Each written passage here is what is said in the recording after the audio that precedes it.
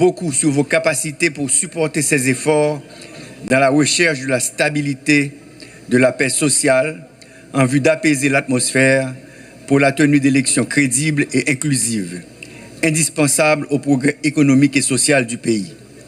Le Conseil électoral provisoire, installé il y a 3 semaines, a besoin de moyens suffisants pour commencer à fonctionner. Les conditions de sécurité doivent être établies sans délai pour la bonne organisation du référendum sur la réforme constitutionnelle et des élections d'ici la fin de l'année 2025. On ne peut pour aucune raison rater cette échéance.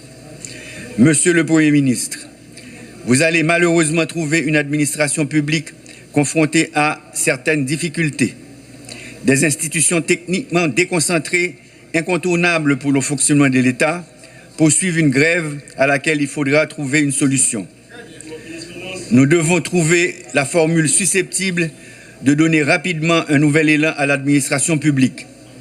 Dans ce même contexte, il faut préciser comment il est plus qu'urgent de travailler ensemble pour, entre autres, la mise sur pied de l'organe de contrôle de l'action gouvernementale, OCAG, du Conseil national de sécurité, CNS, ainsi que la désignation de nouveaux directeurs généraux des organismes autonomes et des agents intérimaires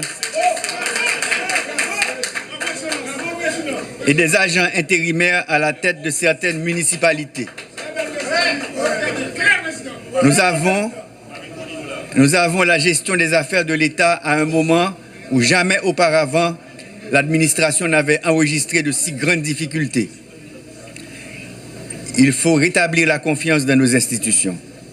Cela demande une grande transparence, l'amélioration substantielle de la qualité des services offerts, mais aussi l'envoi de signaux clairs quant à l'engagement du gouvernement à poursuivre la lutte contre la corruption et contre l'insécurité. La réussite de votre gouvernement passe par une administration publique forte, organisée et cohérente.